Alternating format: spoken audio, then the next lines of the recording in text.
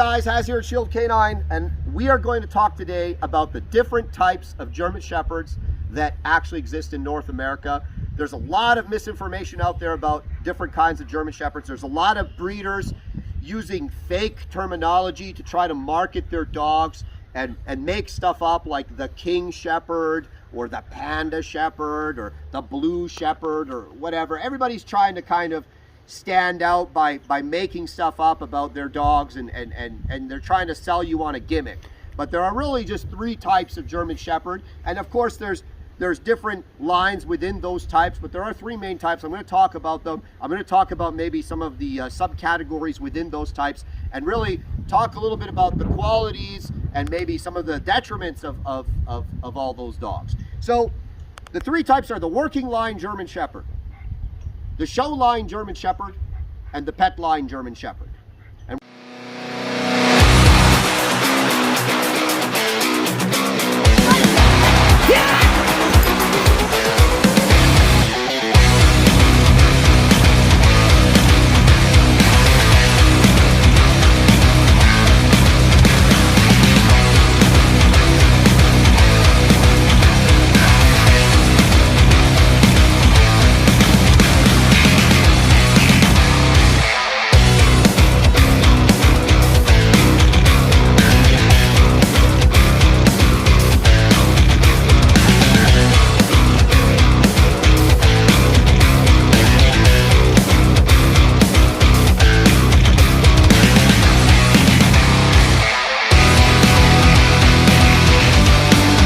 we're going to start with the working line because that's the type that I breed.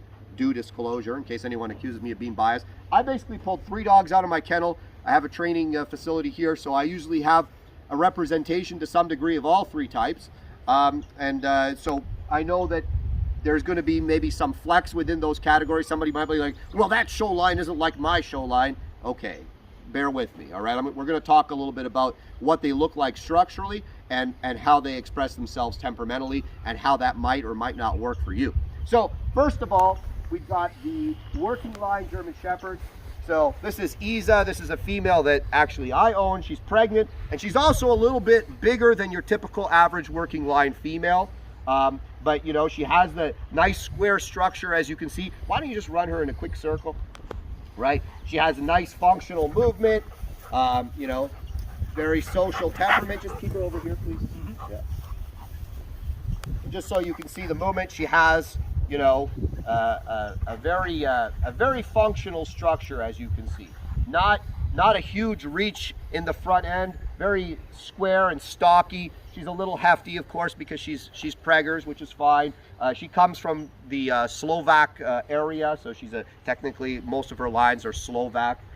If you care about these types of things. But I say working line German Shepherd. Now, a lot of people with working lines try to say, oh, mine's DDR and mine's Czech and mine's German. And look, most working line, the vast majority of working line German Shepherds, whether they're here in Canada, in the United States, in Europe, whatever country you want to pick, in South America, they're a mix of numerous localities by now. Most of the Czech German Shepherds, you go back, there's plenty of West German working lines in there. You know, there's East German in there. There's a lot of different stuff in there. You know, very few people have like pure locality-based working line German Shepherds. And to be quite honest, I've seen a lot of hype, and I've had dogs in here that are like basically pure Czech line or pure DDR, as much as you can really even get pure DDR, which for the most part you can't anymore, or whatever, and it's all hype. It's all nonsense, okay? The best dogs that I've ever seen have a nice combination of, they got the West German working line, they got the Czech line, they've got all sorts of stuff. It's a topic in and of itself. Let's just say the working line German Shepherd are bred to work, okay? They're bred to have drive, they're bred to be confident, they're bred to do police work, sport, you know, detection, whatever kind of work that typically we use dogs for. In terms of law enforcement purposes and such, the working line German Shepherd is bred to do those things. They have a good square structure. Again, there's disparity, right? So some working lines you'll see are a little bit narrower. They have more reach, kind of like your traditional show line. Some of them are a little bit more stocky. I personally like the nice, stocky, you know, well-built, very functional body composition in the working lines, because that lends itself, in my opinion, to a more functional and athletic dog. And most importantly, they have the drive to do whatever it is that you need them to do. Even Chunky Eyes over here, if I pull out a sleeve or if I bring a ball, she'll go hunt for the ball, or she'll hit the sleeve. Very confident, outgoing dog. Run her around again quickly. It's just a big circle. Yes. So as you can see, her movement's very functional, and you know, she's just a very nice looking dog. All right, keep her over there now. Okay, so why you might not want a working line? Well, again, there's all sorts of flavors of working line. Unfortunately, there's a lot of breeders now breeding these dogs, and they breed them for the dark sable or whatever snazzy color you can come up with, because working lines come in bicolor. They come in all black. They come in sable. You know, they come in the black and tan. There's a variety of colors within the working line, you know, specific stream of German Shepherds that you can get. And there's breeders that breed them to be big and blocky, and you know, they'll say check lines or big dark sables or whatever. Listen, when you're looking for a breeder of working line dogs, avoid any breeder that's breeding them for pet purposes. They're using working lines, but they're breeding them for pet purposes. This is somebody that doesn't know what they're doing, and usually they're going to be producing a lot of nervous dogs, okay? Because they're trying to pick dogs that are less, because they want to sell these dogs that look like working line dogs. They're wearing the jacket of the working line dog, supposedly, but they're trying to sell them as pets. And they're usually not using very good dogs in their breeding, and you're going to have you know, a lot of nerve issues generally in those dogs. So keep that in mind. And a lot of anxiety too. I find these dogs have the anxiety, they have reactive aggression and such, so on and so forth. So be aware of that. Now, if you're a family that's very low energy and you don't want to do a lot with your dog, a working line dog might be a little much for you. Okay, these are generally, if they're well bred, high energy dogs. They have a little bit of intensity. This is not typically the type of dog that you're going to be going to the dog park with. You know, when they're well bred, they kind of have a type A personality, because they need to have that personality in order to do the type of work that you need them to do. Now, hey guys, before we continue, I just wanted to take a moment to shout out our sponsor, Eric Outdoors USA. They provide the best dog training pants, and the vast majority of my staff are always wearing these pants because they are very resistant to rips and scratches. They're also very cool to wear in the summer, and they have heavier versions that you can wear in the winter. We're constantly doing protection work, and we're constantly having the dogs jump on us, scratch us, even bite the pants, and they're very resistant to rips and tears, and they're just fantastic pants to wear for work. Check out Eric Outdoor USA. Use promo code SHIELD15, SHIELD 15, SHIELD15, and save 15% off your next order. Eric Outdoor USA. Pants, vests, shirts, sweaters, they've got it all. Moving on, talk about the show line. So this here is Sparky. Sparky is, I'm not quite sure, I don't have his pedigree, okay? I've had German show line. He looks like he's primarily German show line just from his structure and his appearance. I've had plenty of German show lines in here, and again, they vary. They tend to be a little bit more narrow. Why don't you get Sparky up and get him running around a bit? Yeah. So they tend to be a little bit more narrow, a little bit more reach in the front end. As you can see, you know, he has very, like, kind of very narrow and long. You can see the angulation. They tend to have a very heavy angulation. You know, people call it roach back or banana back. Look, in my opinion, or in my experience, I should say, not my opinion, there's this misconception out there that show lines, you know, because of the curvature of their spine, you know, suffer from a lot of joint issues that maybe a regular working line doesn't. I actually haven't seen that to be the case. Now, don't get me wrong, that structure is not conducive to being athletic. The reason why they're bred with that kind of angulation, and Sparky's front, how old is he? Maybe like 8 months? Around there. Yeah, so he's a little bit young, so he hasn't reached his full development. Usually their front arms are a little bit longer, okay, so they have more reach in the front end. And the reason why is because in the show ring, they're judged on their gait. And they're looking for that big reach up front and the angulation. It creates a certain kind of gait in the dog when they're being trotted around the ring, and they're being judged on their gait and their movement and so on and so forth. It's completely it has zero impact whatsoever on the dog's actual working ability. But hey, this is what it's come to with dog shows. I don't really participate or condone dog shows in any way, because they've never really done anything for the quality of a working breed. And the German Shepherd's supposed to be a working breed. Now, there are two types of show lines that you're going to run into. There's the North American show line, and there's the German show line. In my opinion, the German show line is a much better version. If you have to get a show line, the German show line's a much better version. Also, you have that appearance. Some people just love that deep red and that black pigmentation, right? So they're definitely, you can find some very beautiful dogs within that type of German Shepherd, the show line German Shepherd.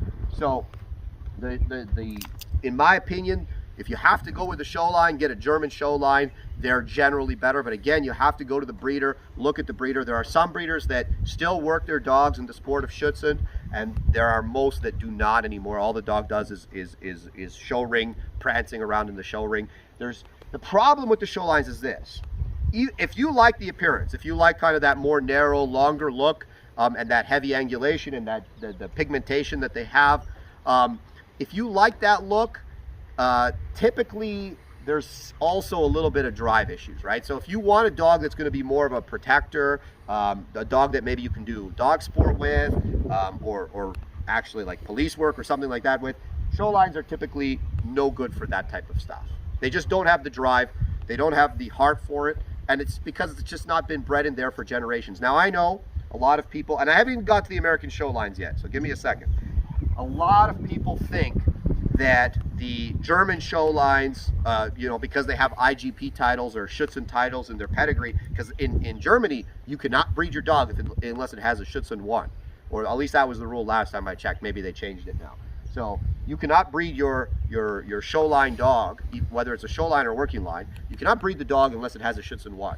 So let's just say that there's a lot of finagling that goes on where dogs supposedly have titles, but really they don't, and money exchanged hands, and money was passed around, and let's just say that it really didn't happen, okay? Or if it did happen, the standard is so low that it's almost embarrassing, okay? So the vast majority of show lines just do not have work to the standard of a work. Well, not even all of them. Even if you take really a super, super strong show line, which does exist, there are some German show lines that have a lot of courage and confidence, and they can do some modicum of the work. They're still not as good as a good working line, right? It's just breeding. You're either breeding for the show ring or you're breeding for work. I'm sorry, you don't breed for both. And if you do, well, then you're not going to get the best of either world. So it's just a question of where the incentives are, all right? So with the show line, they tend to be a little bit lower energy. They tend to, like I said, they have that specific appearance. And for some people, the show line is a good compromise if you're looking for a German Shepherd. Again, be careful. I've seen a lot of them that have dog reactivity. I see a lot of dog reactivity in the show lines. I get a lot of them in here that have dog reactivity issues. That's just my personal experience. Again, it's something that can be generally easily trained out of them if you know what you're doing, but it's something to keep in mind. Definitely more so than the working lines. I see a lot of dog reactivity in the German show lines. Now, American show lines. I don't have one here. I've had a few in the past. This is as close to the American show line that I have in the kennel right now. This is typically what they look like. You see the pigmentation's a little more washed out. They tend to be very fine-boned dogs. They also tend to be very nervous dogs, and she's nervous. I mean, she did just get here, okay? So we'll be fixing some of this once she comes along a little bit. But just keep in mind that the American show line, if you're going to get a show line, do not get American show lines. All right? And I have no money in this. I don't care. Get a German show line. Do not get an American show line. They're terrible dogs. Temperament's terrible. Their physical structure, very fine-boned, they got the froggy walk. Some of them even almost walk completely on their hocks. They're just so poorly bred, and it's so sad to see that that's what the show ring was reinforcing and rewarding. And they just, again, temperaments are generally super fearful, super flighty and anxious dogs. Now I know I'm going to get hate. Oh, you don't know, you haven't met. Listen, I've met a lot of show lines. I met a lot of German Shepherds. It's kind of my business. It's my line of work. Okay, Again, I don't care. Go buy a dog from somebody else. But just be aware. If you're going to get a show line, avoid the American show line. All right? Get a German show line from a breeder that is reputable, that has dogs that are confident, that has dogs that are healthy, so on and so forth. You know, I can't speak to the joint health on the American show line because I don't see a lot of it. I don't see the x-rays and stuff, but just looking at their structure, I mean, the structure is such an unhealthy structure. I wouldn't be surprised if there are a lot of skeletal issues with the dogs. Okay guys, so we just took a little bit of a break. So just to wrap it up on show lines, German show line might be a nice compromise for someone that's not looking for all the energy and intensity of a working line dog. They still like the German Shepherd. They want some of the working traits of the German Shepherd. If you get a high quality German show line, you can get that. Just again, be careful because there's a lot of people just breeding the dogs for the appearance. They don't really at all care whatsoever anything about the temperament of the dog, and you see that reflected in the dogs. Big, beautiful dogs with the heart of a chicken. Okay, so you have to be aware of that. Be careful. Make sure you're meeting the dogs. If you can see the dogs doing a little bit of bite work and they look confident and happy to do the work, that's always a plus. And the reason why I say bite work is because bite work is something that requires a lot of confidence in order to do it in a somewhat proficient manner. And if the dog is not able to do it, that's generally a big sign that they lack the courage that I would look for, even in a show line, to do the breeding. Okay, again, American show line, don't do it. Okay, so I have this dog out here as well as a representation of the pet line. Now the pet line is what the vast majority of people have, and I call pet lines anything that hasn't been bred for any specific purpose, and it's usually a combination of a number, usually there's some show line in there, and then there's the farm dog down the road in there, and there's all sorts of things, and you see 100 versions of the German Shepherd that fall into the pet line category. These dogs can range anywhere from having a good temperament to a horrendous temperament. We definitely see a lot of horrendous temperaments. These dogs are generally just bred in, you know, mom and pop's backyard. There's no specific concern about health testing. There's a lot of breeders that, you know, they'll say it's a King Shepherd as if that's like something that's been specifically bred and created. It's not. I'm sorry. You don't have a King Shepherd. You have a German Shepherd, maybe, if you have papers on it. You know, a lot of these King Shepherds I see is actually like just an average sized German Shepherd, or maybe you have an oversized German Shepherd. Congratulations, it still doesn't mean you get to rename the breed. Okay, if I go and get a Chihuahua that's over standard, I don't get to call it a King Chihuahua, right? That's what you're doing with the German Shepherd. The Panda Shepherd, again, it's just a dog that they've bred faulty colors and they've renamed it. Again, if I take a breed and I breed it out of standard and get some weird colors and livers and blues and all this type of stuff, I don't get to call it a fancy name. I messed up. I should just admit I messed up and stop ruining the breed. Okay, so that's the long and the short. Avoid any blues, avoid any livers. These all tend to be dogs that have health issues and temperament issues. I know, oh, I got a blue German Shepherd, he's the best. Okay, all right, keep doing it. But regardless, pet line German Shepherds fall into pretty much most of the dogs that we get in here are pet line German Shepherds. And like I said, you get some fantastic temperaments. You get dogs bred at the Amish farm, you know, up north there, and you see the dog and you're like, wow, he's actually pretty confident. He even has a little bit of drive. I'm not saying go get a pet line German Shepherd. I personally, if you're getting a dog and you're going to spend the next 12 years with it, be careful. Okay, for me, I'm working line all the way because they have the heart, the character, and the temperament to really do the work that the German Shepherd was originally bred to do, which is to be a service dog, police service dog, stuff like this. I want a dog that has the confidence and the heart, you know, to protect my family, to exist in the world without being scared of everything, and to pursue whatever performance-related activities that I want to do. But I understand if some people don't want that. If you are going to get a pet line dog, make sure you meet the parents at the very minimum, and please don't pay big money for them. If you're going to pay big money for something, at least go to something that is the product of a careful multi-generation plan that's been thought out. It's bred not just for the appearance, but also for the function. Super important. So, you know, your pandas, your King Shepherds, your blues, your livers, your Superman Shepherds, whatever funny thing you want to call them, they basically all fall into the pet line category, and those can range anywhere from horrendous to average, and occasionally you get a good one. And like I said, there's generally a lot of show line in those dogs. Sometimes there's a mix, show line, working line. I hate show line, working line mixes because a lot of the time what you see in those mixes is a fair bit of nerve issues and reactive aggression, because the working line carries the intensity and the aggression and the natural suspicion sometimes of people, and then the show line brings, unfortunately, a lack of confidence to support that aggression, and then you get a dog that is suspicious and reactive and maybe even a little bit drive, but then doesn't have the nerves to support all of that, and it just is a hot mess. So you're not getting the best of both worlds by breeding, working, and show. I've seen many people try it. I've never seen a product from that would make me as a breeder happy or proud or make me want to put my name on it. But again, if you're going to get a pet line dog, look, my first German Shepherd was a pet line dog I got from the Humane Society. She was a Shiloh Shepherd because she had a long coat. By the way, all three categories come with coats. Okay, so the long coat is a recessive gene, and if you can get long coated working lines. I have one in my kennel right now. You can get long coated show lines, and you can get long coated pet lines. I know breeders specifically sometimes breed coats on purpose.